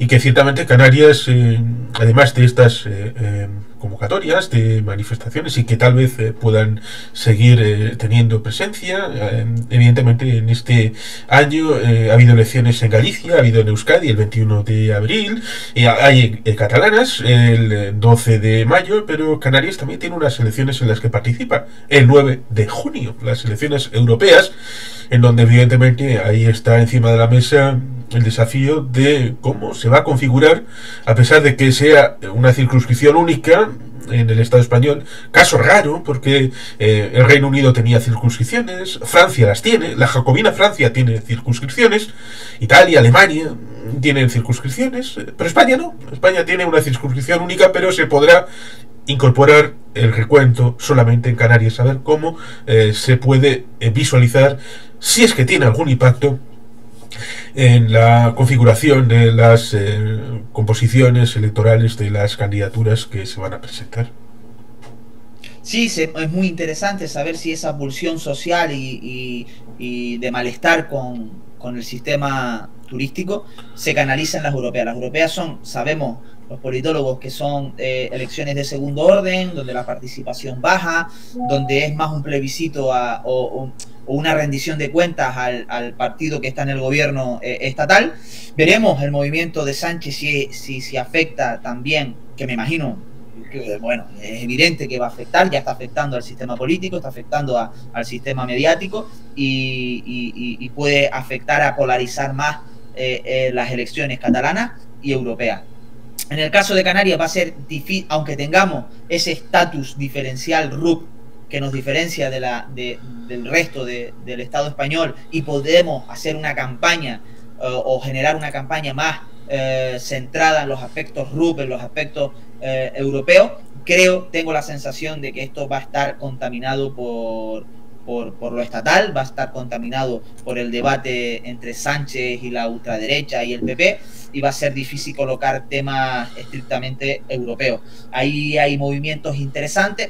Lo normal, pues no ha sido ningún tipo, a nadie se le escapa que la coalición iba a ir con el PNV, tiene el segundo puesto en la candidatura del PNV. Vamos a ver si el PNV y coalición consiguen ese eurodiputado. Yo me imagino que sí, pero con esta polarización puede estar difícil. Y ahora pues hemos sabido ayer que Nueva Canarias se incorpora a la candidatura de Sumar, de la izquierda plurinacional y territorial, junto a Compromís y la Junta, ¿no? Está claro que va a ser difícil que Nueva Canarias tenga un papel relevante dentro de esa candidatura, pero bueno, veremos cuántos eurodiputados saca Sumar. Y luego la lógica del PP-PSOE canario dentro de la lista estatal a las europeas siempre ha sido relevante. Los eurodiputados, López Aguilar ha sido un actor relevante dentro del Partido Socialista, en la Unión Europea. Pues Canarias siempre ha tenido su representación dentro de las planchas del PP y el Partido Popular, pero es una incógnita. Yo creo que es una incógnita saber qué efecto va a generar esto que ha hecho Sánchez, que yo no sé explicarlo todavía, pero me imagino que hará polarizar más el sistema político, y será muy difícil para los partidos nacionalistas territoriales colocar los temas europeos en unas elecciones que, ya digo, son de segundo orden y la participación baja, ¿no? Y que ciertamente el eslabón débil, si hay alguno en la coalición de investidura de Pedro Sánchez, es Sumar. Sumar, que tiene dificultades para configurar su propia candidatura europea. Debería de sacar por lo menos 5 escaños al Parlamento Europeo para satisfacer a los principales actores dentro de la propia candidatura. Estamos hablando de Compromís, que creo que tiene el segundo puesto, Más Madrid, que creo que tenía el cuarto o el quinto, ahí estaba Izquierda Unida, pero tienen problemas con Izquierda Unida en este ámbito y alguna de las marcas propias de Izquierda Unida en el ámbito territorial. Por tanto, ahí Nueva Canarias no está dentro de los 5 primeros, a saber el puesto está a partir del 6 en adelante. Por tanto, resultaría complicado que obtuviera representación directa, lo mismo que tenemos en el ámbito de ahora repúblicas y todo esto. En principio necesitarían 3 eurodiputados como mínimo para satisfacer las necesidades, debido a que Esquerra Republicana, el BNG y Bildu seguramente querrán un mandato de 5 años para su representante. Hay quien dice que teniendo 61 eurodiputados, BNG, debido a que la campaña electoral le ha ido diciendo el PP, ¿veis? Vosotros estáis con Bildu, estáis con Batasuna, sois proetarras. Digamos que la primera medida que toma BNG es volver a aliarse con esta gente, pues resultaría un poco contraproducente en el ámbito mediático de Galicia. Y teniendo el resultado que ha tenido, 25 escaños de 75, pues tal vez hubiera habido la disposición de haber ido en solitario y haber obtenido el representante ellos solos.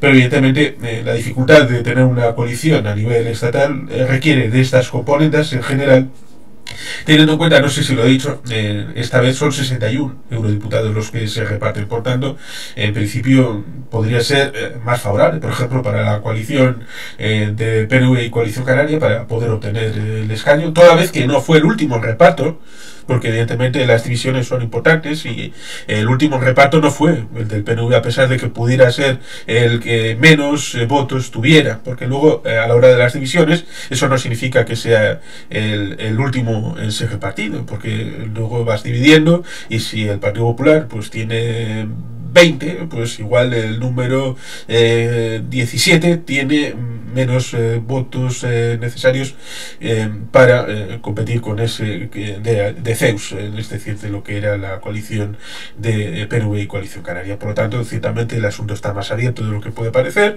y hay más opciones de las que puede aparecer para ciertas representaciones territoriales. Pero luego está la pulsión de con quién te alías y por qué. Y quizá a Nueva Canarias le hubiera reportado de haber tenido otra variable, haber tenido otra perspectiva respecto a juego de alianzas, pero evidentemente son libres de hacer cada uno lo que considere oportuno y por lo tanto ahí estará la campaña para tratar de convencer a la gente para que les voten a cada cual. Sí, había diferentes escenarios. Es verdad que el éxito relativo del BNG y Bildu en las elecciones autonómicas de Galicia y del País Vasco hacían pensar que sus homólogos, no homólogos, porque ni siquiera Nueva Canaria es un homólogo del BNG y Bildu. Es decir, la realidad canaria no tiene nada que ver con la gallega y la vasca en términos de la izquierda soberanista, ¿no? El homólogo de Nueva Canaria es Compromís, es lo que más se parece, son actores muy similares, incluso en la estructura orgánica del partido y cuáles son las diferentes corrientes ideológicas son similares, ¿no?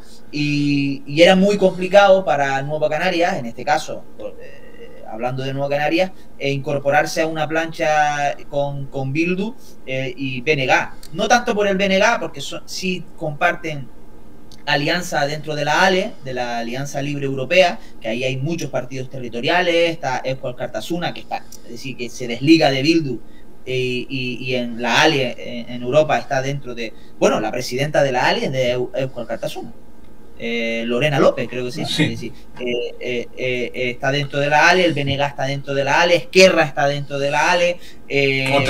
Otra cosa distinta es que el eurodiputado de Bildu, que quitaron a Juaristi, le quitaron después de haber ¿sabes lo que algunos machistas hacen con las mujeres? Pues eso hizo Juaristi, la mediática lo tapó, no salió, y le pusieron a Fernando Barrena, que repite de candidatura. Fernando Barrena ha estado con la izquierda comunista o poscomunista, es decir, con la izquierda unitaria europea. No ha estado en la ALE, que es lo que tendría lógica debido a Euskal Kartasuna, que es fundador de la misma, lo cual evidentemente hace reflejar lo que la candidatura de Euskal Herria le ha dicho en campaña, de que en realidad Sortu es el que manda dentro de Euskal Herria Bildu. Sí, por eso que digo que hay paradojas como esta, ¿no? Que Nueva Canaria se incorpora dentro de la ALE con actores como Esquerra, como el Kartasuna, con BNG y demás, pero luego le genera contradicción entrar dentro de una plancha electoral con ellos, ¿no? Y que ciertamente creo que puede decir a los que hayan llegado hasta aquí que ha habido una posición posible de una candidatura para las europeas entre Foro Asturias, Unión del Pueblo Leonés y extremeños, pero no ha sido posible. Con lo cual siempre hay disposiciones diversas para candidaturas de ámbito territorial. Sí. Y luego Coalición Canaria que utiliza pues a su socio histórico, que es el PNV, y ahí estará dentro del segundo puesto. Muy difícil, porque creo que para conseguir un eurodiputado tienes que estar por arriba de los 250.000 votos. Y para conseguir dos, pues tendría que estar entre los 300.000 votos y va a ser muy complicado. Pero utiliza su relación con el PNV, que sí es su homólogo, aunque hay diferencias, pero sí utiliza el PNV, ¿no? Y por lo demás, veremos, insisto, que va a ser unas elecciones muy complicadas, va a estar polarizadas entre el Partido Socialista y el Partido Popular. la participación, siguiendo la lógica histórica, quitando el 19, las últimas, porque no se pueden comparar, porque coincidían con las elecciones autonómicas y locales. Entonces la participación no se puede comparar, pero son unas elecciones de segundo orden donde la participación bajará y los partidos territoriales tendrán muy complicado tener representación, ¿no? Aunque son, creo que, una de las elecciones europeas más importantes de la historia. Se está jugando mucho en Europa. Se está jugando la presencia de la extrema derecha, de los conservadores, tener la mayoría de la Cámara. Hay flujos que cuestionan la relación y el modelo de la Unión Europea, y yo creo que son unas elecciones muy importantes, muy importantes. Y ciertamente hay elementos como este, la guerra en Ucrania, que son de fondo importantes para la construcción de una Europa de voluntades, de gente que quiera estar comprometida con el futuro del continente, como quiera en Ucrania. Ucrania, el problema de fondo con la relación con Rusia ha sido precisamente la Unión Europea, porque quisieron ser europeos, pero desde Moscú dijeron: te pongo una morterada de dinero encima y usted se viene con Moscú y se queda a lo que diga el Kremlin. Y ahí viene Euromaidan, ahí viene la revolución europeísta en Kiev y por tanto luego el asunto de los hombrecillos verdes en Crimea y todo eso. Ciertamente es un elemento interesante el tema de Europa, porque la gente suele patrimonializar a nivel de Estado, por ejemplo, lo que pasó en el referéndum de la Constitución Europea en Francia, que unos y otros sirvieron para darle un puntapié en el pompis a Chirac, y desde Nicolás Sarkozy, que quería heredar, y desde la extrema derecha y extrema izquierda para tratar de destruir lo que la centralidad había construido. Porque evidentemente recordemos que Valéry Giscard d'Estaing fue el presidente de la Convención de la Constitución Europea, por tanto un francés haciendo el papel europeísta, y por tanto ahí, como también sucedió con la Comunidad Europea de Defensa en el año 54, donde los extremos también en la Asamblea Nacional Francesa lo descarrilaron después de que los demás hubieran ya puesto en marcha aquel proyecto que implicaba la defensa, pero también el ámbito de la unidad política, porque evidentemente un militar debe estar a las órdenes de un civil, y un civil que represente a toda la comunidad, no solamente a un país. Por tanto, ahí ciertamente tiene una presencia importante en el debate que debería de hacerse, cosa que no estoy muy seguro que suceda respecto de las elecciones europeas, y creo que seguirán siendo más bien una elección estatal con ribetes europeos, a pesar de que eso no debería de ser así. Pero ciertamente, por retrotraer al comienzo y ir a cuestiones concretas, pues ciertamente en la política, la institucionalidad, las elecciones europeas también deberían de dar cauce a respuestas a la gente que salió a manifestarse el día 20 de abril. Y por tanto ahí estaría el desafío de tratar de no solamente hacer cosas para que la gente no salga a la calle, sino para que esa gente vuelva satisfecha a casa con el ánimo de seguir haciendo política, porque la política no se va a olvidar de ellos. No debiera olvidarse de ellos.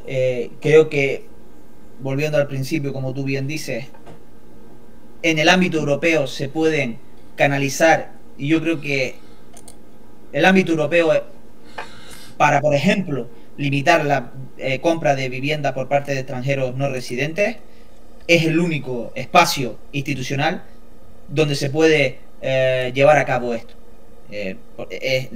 No hay competencias en el Parlamento de Canarias, ni en Madrid, ni en el Congreso para limitar la libre circulación de personas, en el sentido de para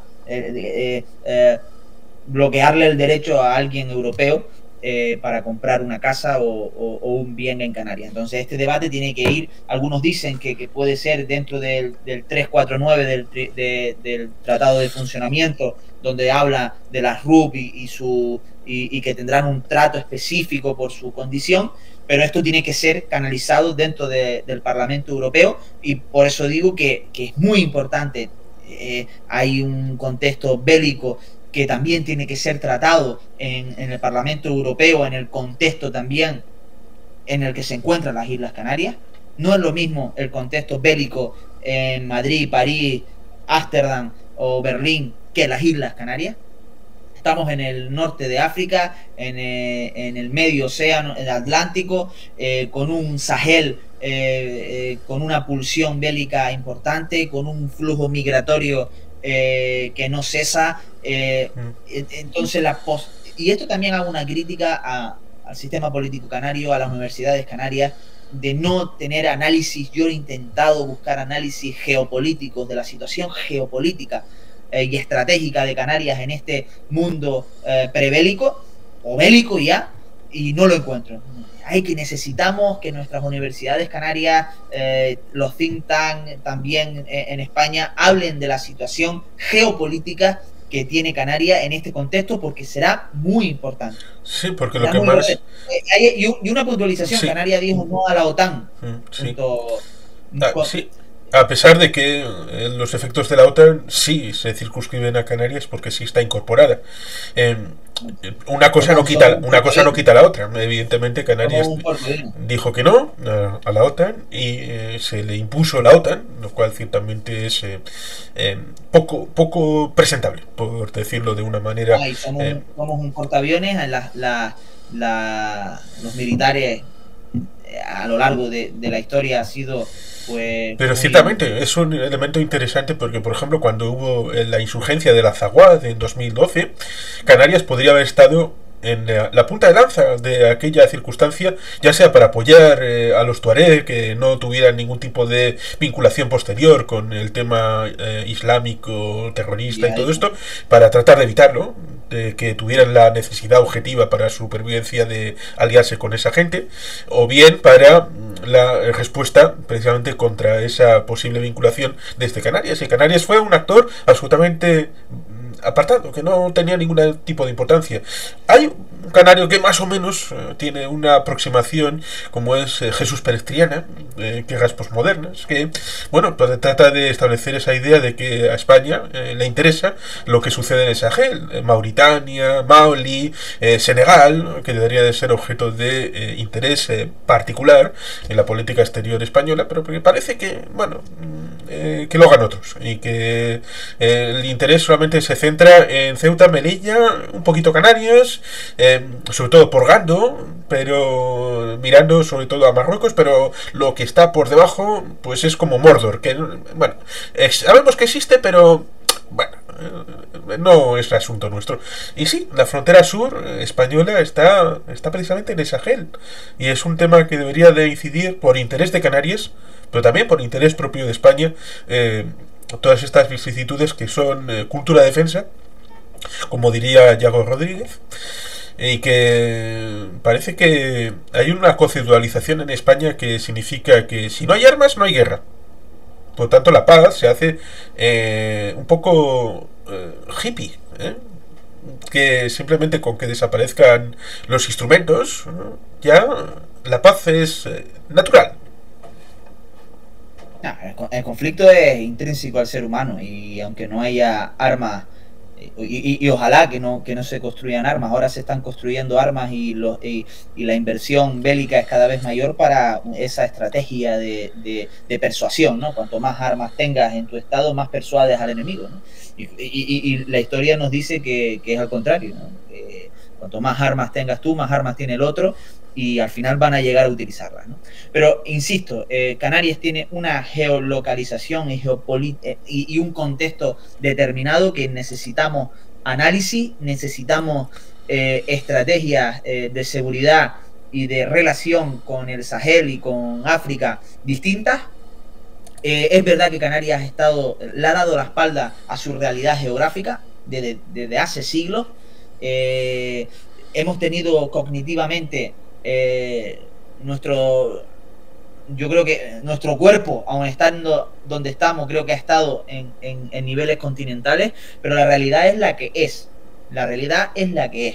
Estamos aquí en el norte de África, somos 8 islas, hay un flujo migratorio que no para, que cada vez es mayor, los conflictos bélicos en África, la sequía, el cambio climático, hacen que la gente se desplace, y tenemos que tomar medidas cuanto antes.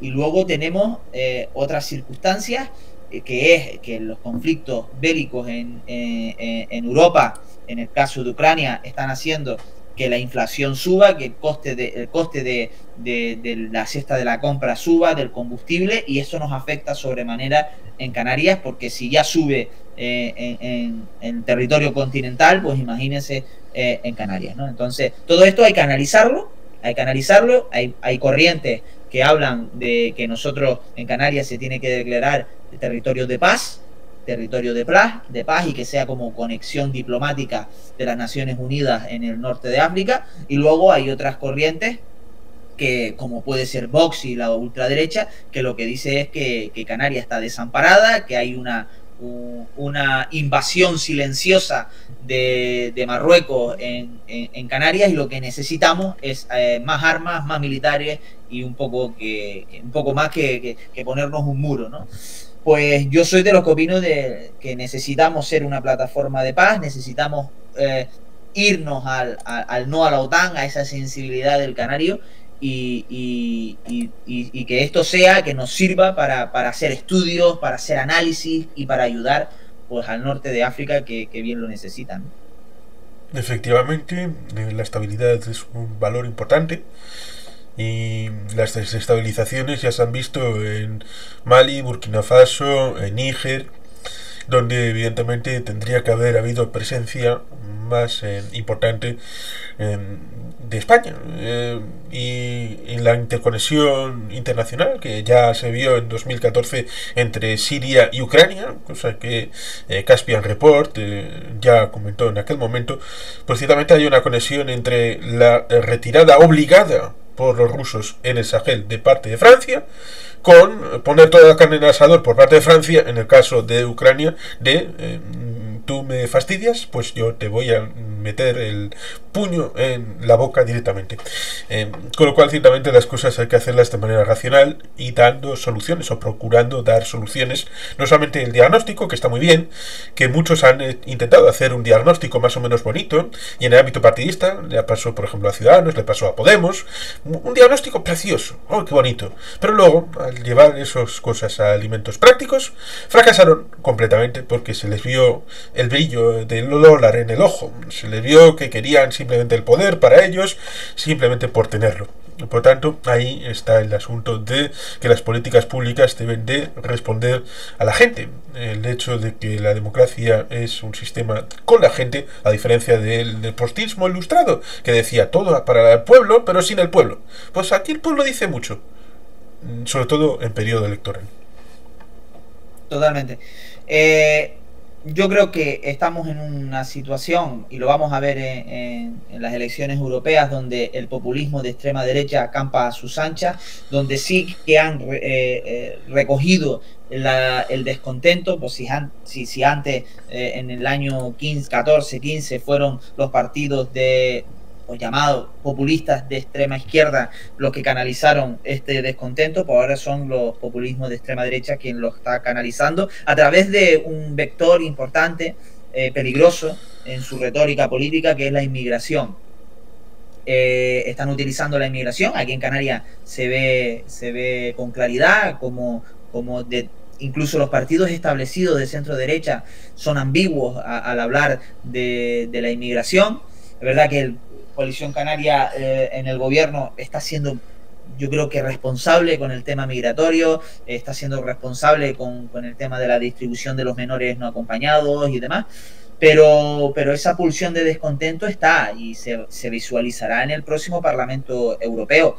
Eso contradice a la lógica de que estamos en un crecimiento demográfico negativo. La gente ya no tiene, estamos hablando en los países europeos, ya la natalidad ha bajado pues no sé cuántos puntos, y lo que nos dicen los economistas es que necesitamos que venga gente. No estamos hablando del caso de Canarias, que no es el caso, pero en países como Alemania, en países como Bélgica, países como Francia, necesitan mano de obra, necesitan gente para que su sistema económico sea productivo, ¿no? Para que haya el mismo nivel de riqueza y bienestar que se ha tenido, ¿no? Entonces eso como algo paradójico, ¿no? Estamos rechazando la inmigración cuando necesitamos esa para tener los niveles de bienestar que hemos tenido, ¿no? Entonces es muy importante, las elecciones europeas se van a dirimir en este quinquenio muchas cuestiones y como no hay una correlación de fuerzas equilibrada y se escore a postulados de extrema derecha, pues tendremos modificaciones en el statu quo europeo, y en el caso de Canarias nos afectarán, porque nosotros somos, ya te digo, diferentes dentro del estatus de la Unión Europea y frágiles al mismo tiempo. Pues ahí están las tasas que se quieren poner, las tasas verdes que nos afectan porque tendrán costes en los vuelos. Tenemos cómo se implementa la política verde en el tema agrario, si hay modificaciones en la PAC. Es decir, hay muchas cuestiones que se van a dirimir en esas elecciones y la ciudadanía, yo no sé si está en esa. Yo tengo la impresión que no. La ciudadanía cada vez está más alejada de los asuntos públicos y políticos, a no ser que haya pues giros de guión y mediáticos y cinematográficos como el de Sánchez, ¿no? Que la gente se activa y un poco está más pendiente. Pero por lo demás, la situación de desafección hacia la política es cada vez mayor, ¿no? Pues ciertamente ya iremos viendo cómo progresan los ámbitos públicos, manifestaciones, partidismos, ámbito electoral. De entrada, ciertamente ha sido un placer contar contigo y haber tenido este tiempo para poder tratar de estos asuntos y de tratar de clarificar el fondo que hay detrás de estas manifestaciones y cómo puede evolucionar hacia el futuro. Muchas gracias Juan Carlos, y animarte a seguir porque siempre es un placer tus conversatorios y tu canal. Encantado y muchas gracias, es que ricasco.